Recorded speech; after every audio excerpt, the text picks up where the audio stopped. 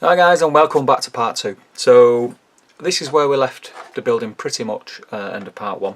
As you can see, I've started to put the stone cladding on the bottoms, and I've already put some tiles on. I just dry fitted some to see if they're the sort of tiles that I want, and I'm quite happy with those.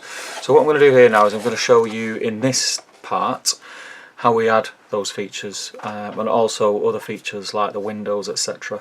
And hopefully we'll get a building that's starting to look a little bit more realistic.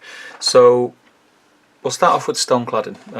I think I might have mentioned it earlier on in the video about the fact that I got these they're like plastic sheets of stone clad effect, and they're textured, so they're really nice. This isn't one of those. This is a copy of one that I've made using resin. You can carve into the foam, like I've said before. This for me just saves a ton of time. It just means I don't have to do all that carving. I mean, if you get like a design like this, I really like this design. You'll get a design that you like and you can reuse. There are other designs. This is the mould that I made for this kind of cladding. This is the mould for the shiplap, which I carved into foam and made a copy of. So this is what I carved. This was some railway scenery stuff that I had, that I've made copies of, because I don't think I have the time to carve that, and that does look really nice, so I'm going to keep that. This one was another type of stone cladding. I don't have any, I don't think, to show what that looks like, but that's more of a uniformed, you can see it's like more sort of brick laid effect. I really like this haphazard effect for Middle Earth. And this, you may remember, was the mould I made for the shiplap, the shingles, sorry, the shingled tiled roof that I use for the Dale building. And this is too neat, it's too well made to be a Bree building. So we're going to go with the old sort of ramshackled look of this. I did promise that I'd do a video on how to make these. I'll quickly just sort of breeze over what you need to do to get them, but I will do a video in the future. So basically what you need is the thing that you want to take a mould of. Now you've got a couple of choices here where you go from here. I tend to use foam card, and I'll make a perimeter around, leaving about 10mm gap around the piece that I want to make a mould of, and I'll use a hot glue gun to stick it down to my cutting mat. The reason I use a hot glue gun is because it sticks solid, there's not going to be any gaps or leaks, and it's easy just to peel off when it's dry. So I put a perimeter around the piece that I want to mould, like I say, leaving a 10mm gap. Normally bring it up about 30mm, but you're not going to pour 30mm in. You only need about 10-15mm of silicone, because the pieces are very thin that I'm doing. Obviously if it's a thicker piece, you want more silicone. Once you've done that, you basically spray the piece down. Oh sorry, another thing would be, if you're using your hot glue gun, put some hot glue on the bottom of your piece and stick it down to your mat. What that'll stop happening is when you pour your silicone in, you don't want the silicone getting underneath and lifting the piece up. You want it to stay stuck to your cutting mat. So just stick it down, like I say, stick the perimeter down, spray it with some silicone spray, or it's basically it's an aerosol that you can use, and if you go on eBay you'll find it, and it's a release agent basically. There's lots of different manufacturers, it's very cheap. Spray it with that, then mix your silicone. I use a 2-part silicone. It's totally up to yourself what you use. If you go on, again, eBay, just look for silicone rubber mould making kit, whatever you want. You get different sizes.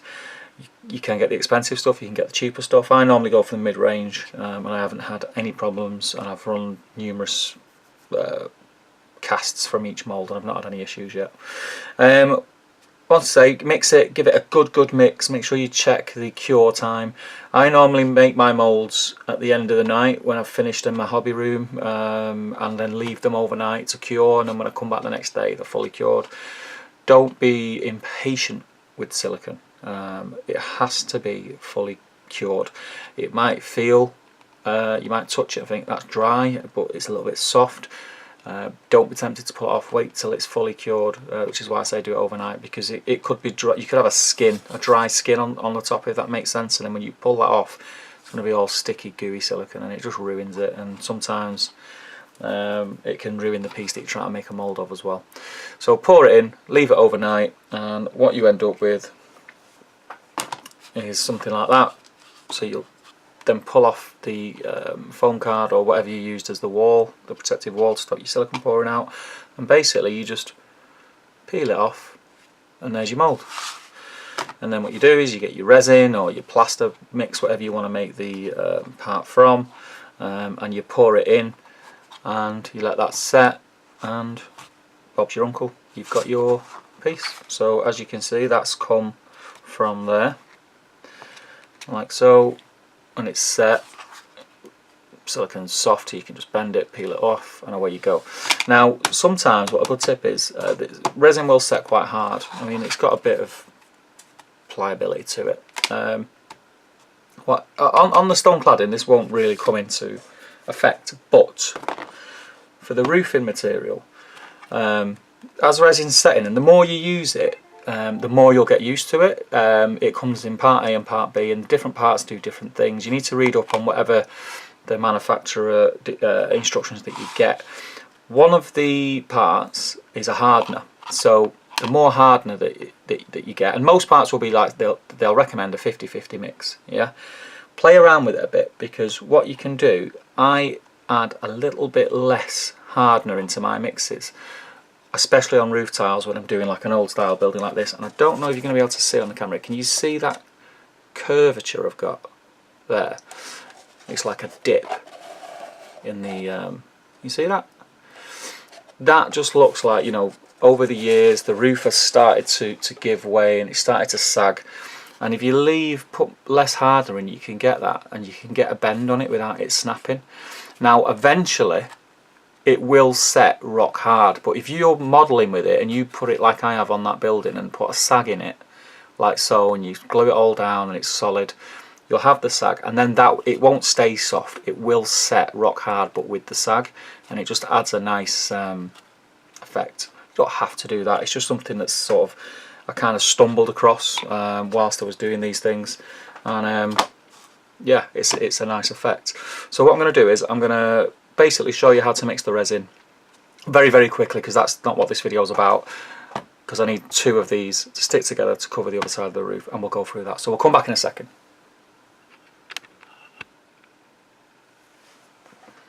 Okay guys, so I know that I'm going to get asked a question, so I may as well let you know. What I'm using is Silmaster Polycast G27 casting resin. If you go to silmaster.com, you'll find that stuff. You can use any resin, but I really like this stuff. I've never had any problems with it, and they do different types of resins. You can get a resin that will cure harder, you can get a resin that will pick up lots and lots of detail and it's slightly softer. It's totally what suits. I have a couple of different types for different things. It's not cheap stuff, but you do get a lot. You don't use a lot for modelling purpose for what we do. And it comes, when you order it, it comes, you've got part A and part B, and you mix part A and part B together, but like I'm going to show you, give it a mix, and you've probably got about, say, 3 to 5 minutes work time with it before it starts to cure. So one thing that I would say is be prepared, don't rush through it, get everything that you're going to need, like I have, on the desk in front of you, so you're not mixing it and thinking, oh, where's my mould, oh, where's my mixing stick, oh, I need this, I need that. Get everything ready, try and keep nice and neat, and wear rubber gloves. It's not nice stuff to get on your hands. I've had it on my hands, it's not irritated me, but depending, you know, you could be allergic to something in it and it's not going to be nice. Just, if you can avoid making mess, avoid it. It's just the easiest way forward. It's not nice stuff if you spill it either. It's not easy to clean up, and it can ruin your cutting mat, etc. Once it sticks to it, you may not be able to get it off. So just be very, very careful.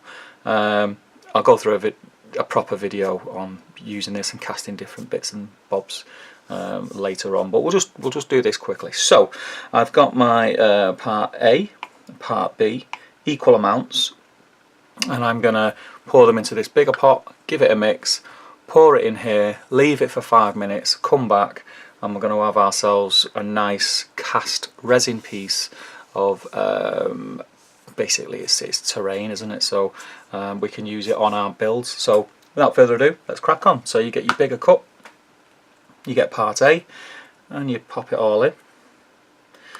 Try to make sure it all goes in there. Leave as little as you can in the cup.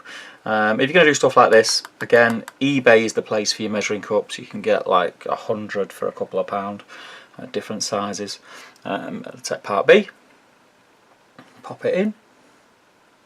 Always try and work in a ventilated area as well, guys. I do have like an air conditioning system in my man cave. You'll probably sometimes hear it on in the background that just sort of pulls the air out.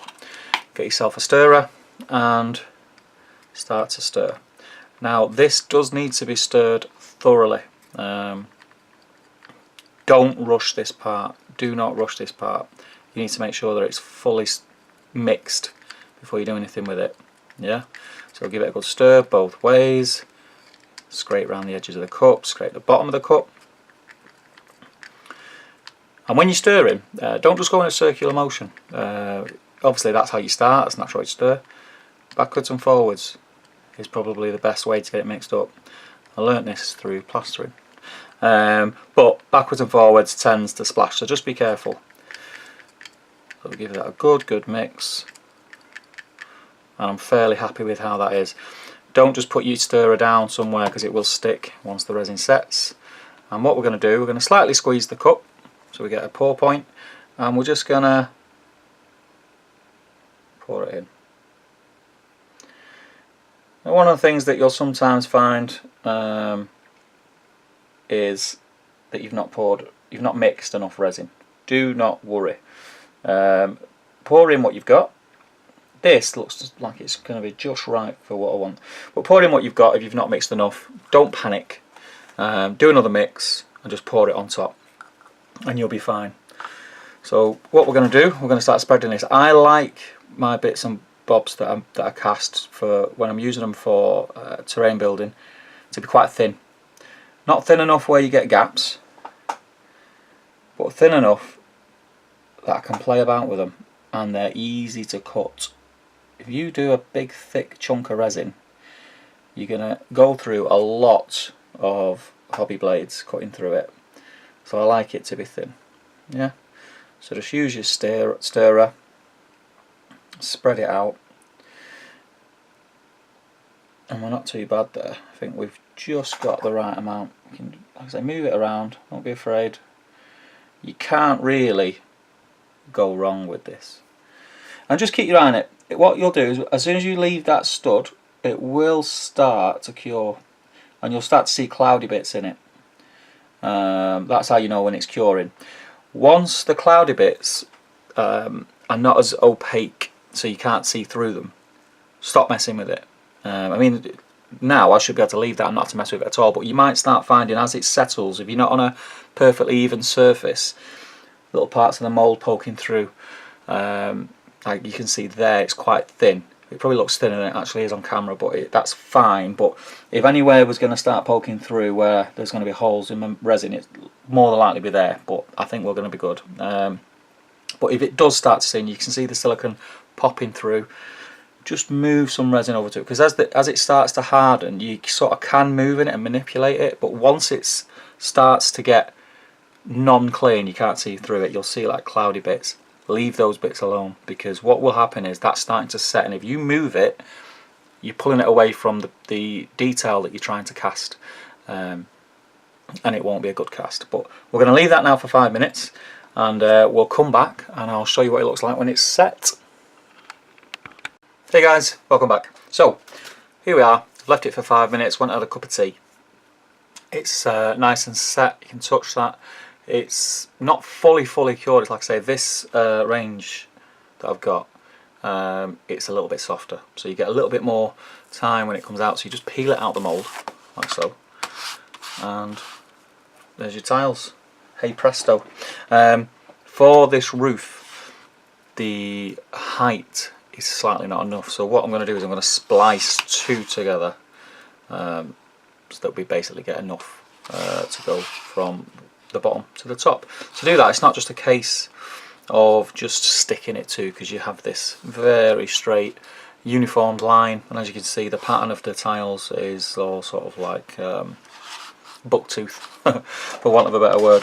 So what I'm going to do, I'm going to try and blend them in. To blend them in, basically the easiest way I found is to get your knife, clean off the bottom edge. The resin is still got like a softness to it, so your knife, if you've got a nice sharp one, should cut right through like so. Yeah, and then all I do is a scrape where you can use the edge of your blade like so. You can use a sanding block, and what you want to do, you want to make a bevel on this edge, and then on this edge you bevel in the detail side again with a knife, or sand it, and what that'll let you do is splice the two together, and you have a very slight overlap. And I need to take a bit more off there, but you can basically see the effect that we're going for. That horrible line's gone, can you see? So I'm going to go ahead and do that, and then I will glue the two together using super glue. This is the width that I need, so there will be an offcut. Again, all I'll do is I'll get a straight edge, I'll score down and cut through, so it's the same, and we'll get it stuck on the side of the house. So I'll come back in a minute. So here we go. I'm very happy with how the tiles are looking. Got a decent finish. We've got the stonework on the bottom. Now we're going to start putting some windows in. We're just going to start making some windows, and basically what you're going to use is this stuff, which is 3mm balsa. You could use like matchsticks, but the matchsticks that I've got are basically the same thickness as the coffee stirrers, and I want the windows to sit slightly proud on the Tudor cladding, so they look like a window, don't look like just I've put something in between the Tudor cladding uprights. So we'll use that, and when you get them to size, they sit slightly proud, and they look quite cool. So we've got a window here, a window here, and a window here. On this side, it's different on the other side. And all you do, you just get yourself some of the balsa, and you get your X-Acto blade, just shave the edge, make sure it's nice and square. Now you can either measure using your ruler the measurement that you need, but what I tend to do, just to make sure I get a nice snug fit, is I offer it up. So I'll butt it up on the top and bottom there. I'll get my pencil, mark where the cut is, just move that out of the way for a minute, get my X-Acto blade on the cut, a square cut, and cut through. Now you can use snips to cut, but side cutters tend to, you have a flat edge, so when you cut through the, in fact I'll show you exactly what I mean. So let's just say I cut that, yeah, this edge is fairly straight, this edge, can you see how it's pinched? Because on the other side of where the blade is on your cutters, it's beveled, so you get a beveled cut on that side. So then every time you go to cut, you'd have to square that off again. Sometimes I find it's easier just to put an X-Acto blade in. Another little tool you can get is one of these things. You know, pop it down. Away you go. You get a perfect cut with that. But to be honest, I bought that thinking it was going to save me time, and I've worked out that I'm actually just a lot quicker using my X-Acto blade. So it's whatever you're most comfortable with. So I've got my top. I'll just check it for size. That's perfect. I'm going to do the same on the bottom. So mark it, cut,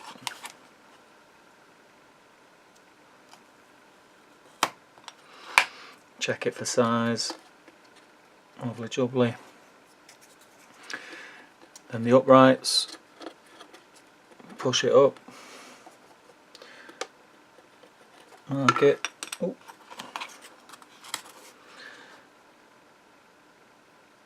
cut, And when you're cutting these, it's always, sometimes your pencil might not be really sharp. As you can see, that one's not great really. A pencil mark, I'm not seeing it, but a pencil mark when working in scale this size is massive. So depending what side of the pencil mark you cut on, whether you cut in the middle, can make a difference to whether things fit.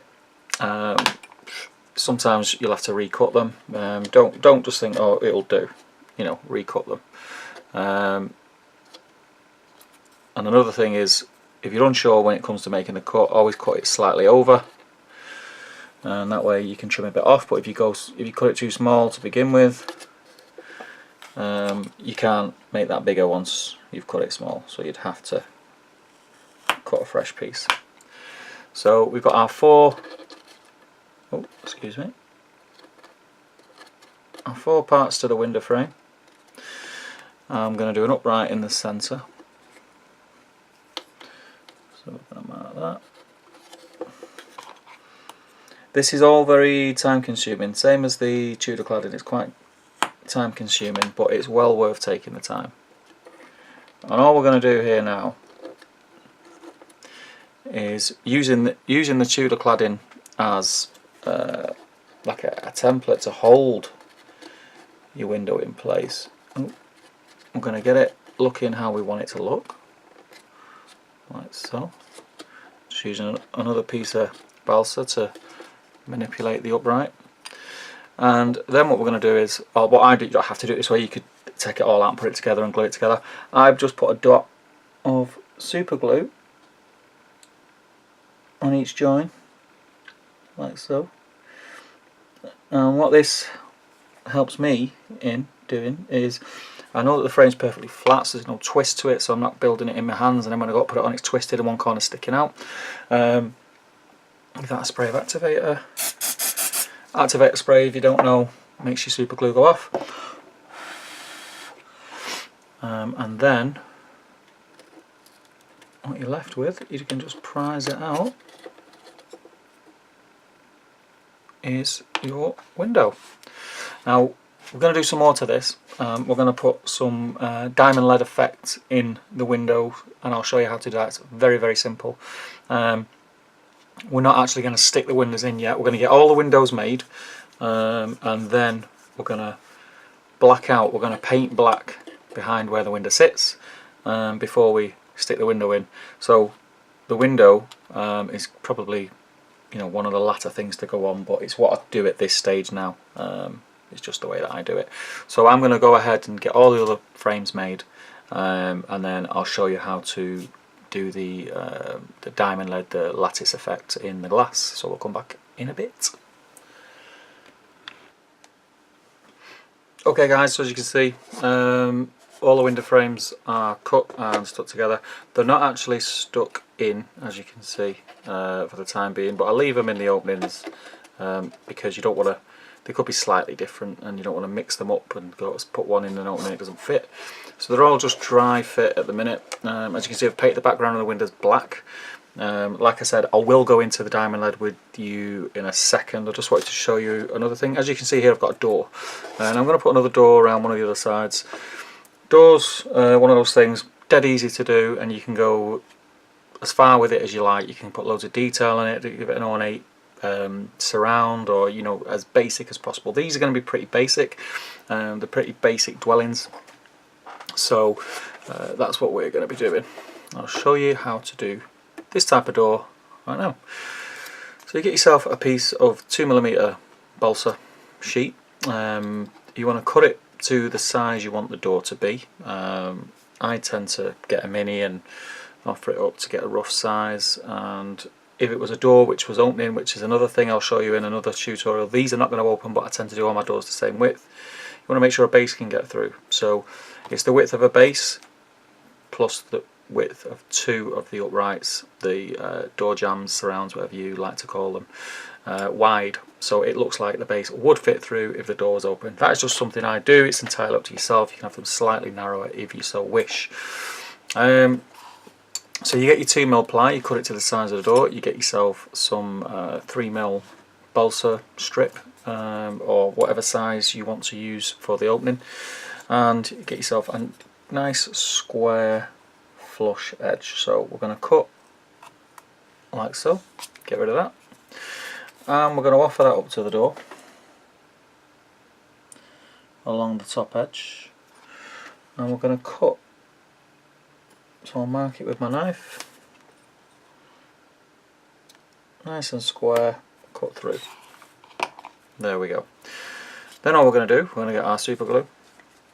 Again, use any glue you want. I'm using super glue for the sake of the tutorial and speed and the fact that it will be dry straight away. And we're going to stick this on flush at the top. Yeah, oh, excuse me. Get it stuck, it's fairly stick, bit of activator, and that will be solid. Get rid of any bits. You can also then, if you so wish, make sure it's nice and flush, just give it a rub on a sanding block like so. We're then going to get our balsa, make sure there's a square edge again, just a little bit of muck on there like so, excuse me, and we're going to offer that up, and we're going to cut that flush with the bottom. Again, super glue, tiny amount, get your jam on, make sure it's nice and flush at the top, flush all the way down to the bottom, quick spray, that's that side up, and then we're just going to repeat the process on the other side. Just clean that edge off, like that.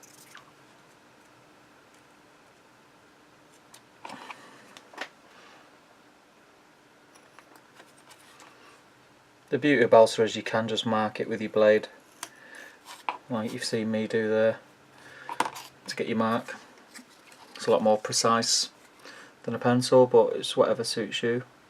A drafter's pencil is a good tool to use when modelling. I do have a few, but my man cave is a bit of a mess at the moment. So exactly the same as the other side, nice and flush. As you can see, I've actually gone slightly over there. Don't worry about that, because you can just tidy that up like so. Yeah, and there we go. That's the basis of our door. Now, again, you could just pop that on, and that would be great. What I like to do is get myself a wire brush, because balsa wood is so soft, I just draw the wire brush over the frame like so, same down the sides,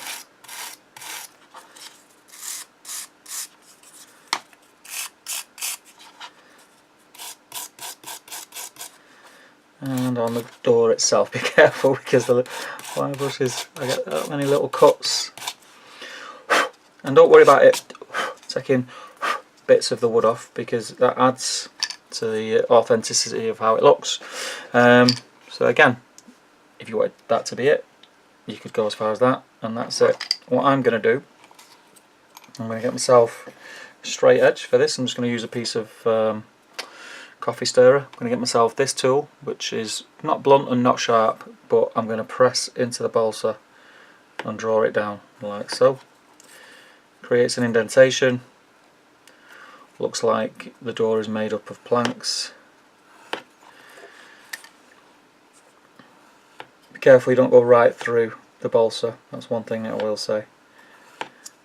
And that is pretty much that. Another little step that I tend to do, just to sort of make it look like a battered door, where you've just drawn the line for the planks at the bottom, I just cut a very narrow V shape out like so, and it just looks like the planks are all worn away. Can you see that? Just a nice little detail. It looks good, looks cool, I think. So what we're going to do with this, as you can see, I've got some join lines where my cobblestone wasn't long enough. I am going to blend them in with green stuff, but what you can do, which is what I'm going to do here, is put the edge of the door up, that join, and I've only got that little bit then to blend in, which will be very easy rather than a full line, and put my door there, it just hides it. Again, we're going to go in with super glue around the edge, bit of activator on the surface, and pop this on. Press it on for a second, and that should be stuck. And that's one of your doors. Your doors are on. You've got a door either side.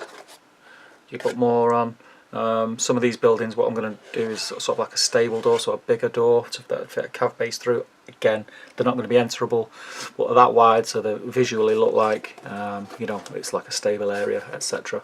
But yeah, that's the doors.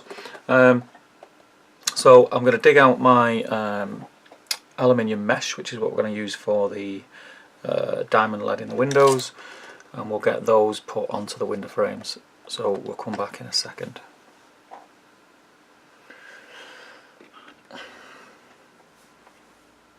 Okay guys, so putting the lead in the windows. As you can see, I've already blacked out the window for the back side of it, so it's going to be, the diamond lead's going to shine out from the black background. Remove the window from the opening, pre-painted it brown, because if you try and paint it with the leading on, you can get paint on it, which isn't necessarily a massive problem. You can always get it off or repaint them silver, but I tend to do this, it's just easier. So what we're going to do is place the window over a small piece of aluminium mesh, which you can pick up on eBay. You can cut it with scissors, it's great stuff, really easy and really effective. So you're going to place it over. I'm going to use my X-Acto knife, and I'm just going to cut like so.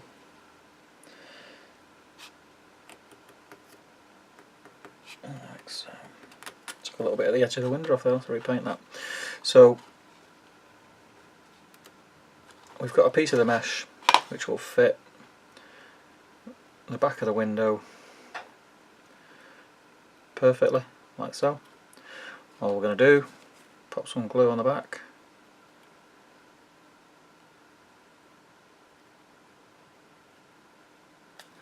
of the frame, pop it on, stick it down,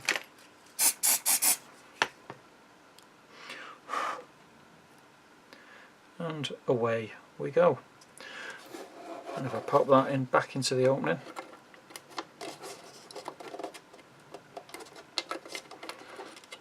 like so. Let's see if I lift the light up. There we go. You get the diamond lead effect, and that looks great. Now, don't stick these in yet. Keep them out. You can pop them in and leave them in whilst you're working on it, but take them out when it comes to painting, because we're going to use an airbrush on this. You can take the windows out once it's fully painted and glue them in, and you're not going to get any muck everywhere. As you can see, I'm doing a bit of a fancy bay window. This is a bit more, if you feel comfortable with trying a technique like that, then you can do. I'm going to have a bay window at the bottom here. Well, that's basically it as far as the build goes. The next stage now is going to be fill in any joints that we need with the green stuff, mainly around here and here, and then we're going to be onto the painting. So I think what we're going to do is we're probably going to leave that there, I think, and we'll do the painting side of it on part 3. So I'll see you then.